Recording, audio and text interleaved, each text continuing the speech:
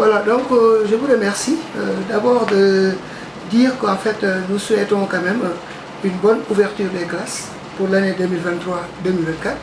Cette ouverture est prévue pour les enseignants le 2 octobre et pour donc les élèves donc le 5 octobre. Et nous pensons que cette année sera une année quand même apaisée, une année également de paix et surtout donc de réussite pour l'ensemble des élèves du Sénégal. Dire qu'en fait, au niveau donc de ce qu'on appelle le passif que nous avons avec le gouvernement du Sénégal, nous le comprenons à travers plusieurs points, d'accords que nous avions déjà signés avec l'État du Sénégal. Le premier point concerne les lenteurs administratives qui jusqu'à présent continuent donc de plomber le plan de carrière des enseignants du Sénégal.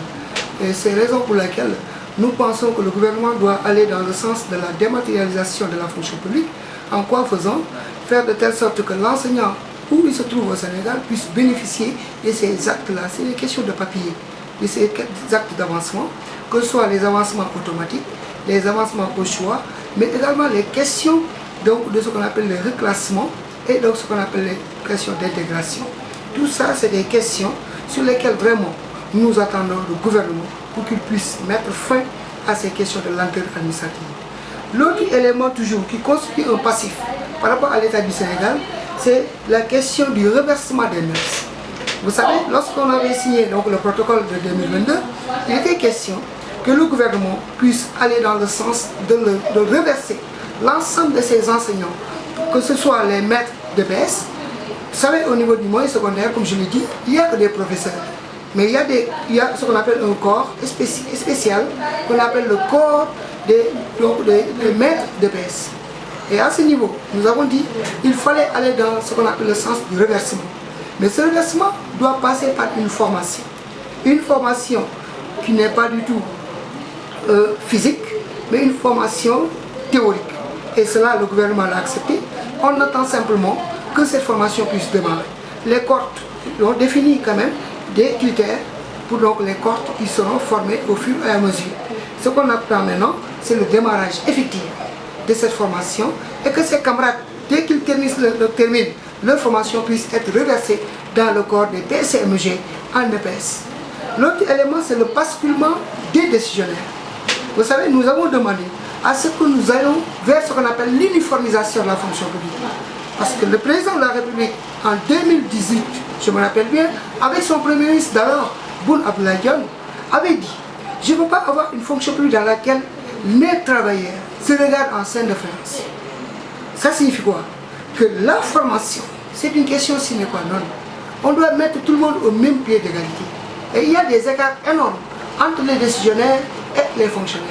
Et nous voudrions vraiment mettre fin à ce qu'on appelle cette discrimination et cet émiettement de la fonction publique.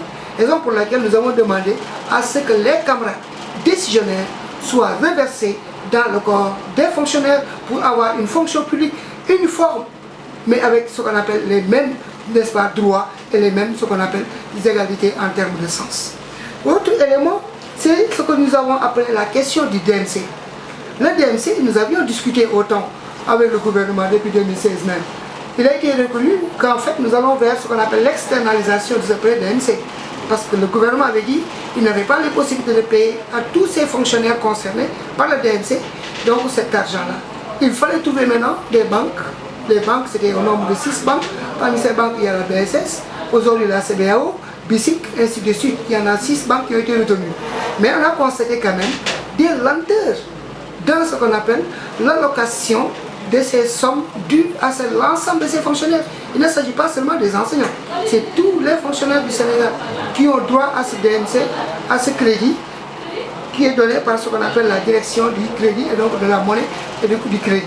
Mais non, on a constaté qu'aujourd'hui les camarades nous appellent de partout. Ce matin même, il y a un camarade qui vient de m'appeler pour me dire hey, le premier élément de ce DMC, c'est-à-dire la première partie, la première tranche est payée, il n'y a pas de problème.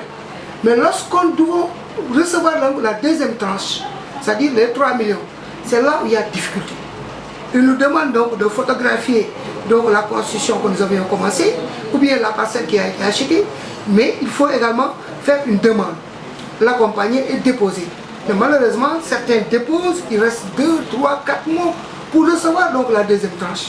Et ça constitue quand même des lenteurs qu'il faudrait mettre fin. Parce que le prêt DMC, je l'ai dit, c'était un prêt revolving. Ça signifie quoi? Un prêt revolving, c'est moi, n'est-ce pas? On me donne un prêt, c'est à moi maintenant de financer les autres. Parce que chaque mois, on coupe pour pouvoir donner cette somme-là à un autre. Mais malheureusement, on constate qu'il y a une certaine lenteur dans ce qu'on appelle donc le financement de ces prêts auprès donc des demandeurs. Donc il faudrait que le gouvernement fasse au moins un pas avec les banques pour discuter avec elles des modalités pour rendre donc ce prêt-là plus simple et plus, n'est-ce pas, accessible. Maintenant, le quatrième point, c'est la formation des enseignants. Je le dis souvent, une éducation de qualité repose sur des enseignants bien formés.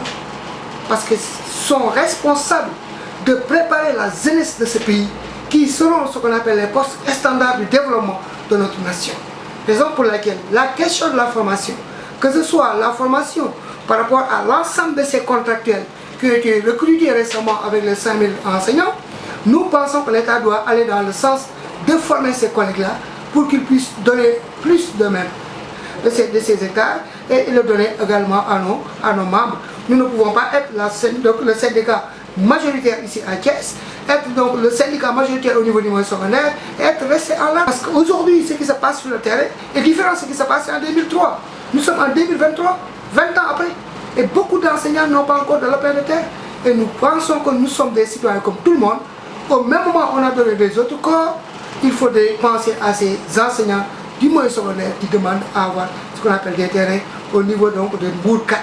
C'est une demande auprès donc du gouverneur, mais également auprès de ce qu'on appelle donc du chef donc des domaines.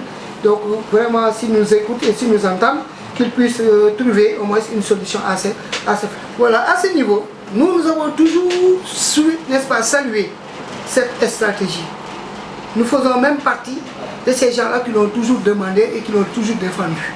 Et chaque année, on accompagne les autorités, que ce soit le gouverneur ou l'IA ou les inspecteurs, à faire ce qu'on appelle une tournée au niveau des établissements. Mais ce que nous constatons chaque année, c'est que c'est un concept très joli. Mais malheureusement, dans la faisabilité, il y avait des difficultés.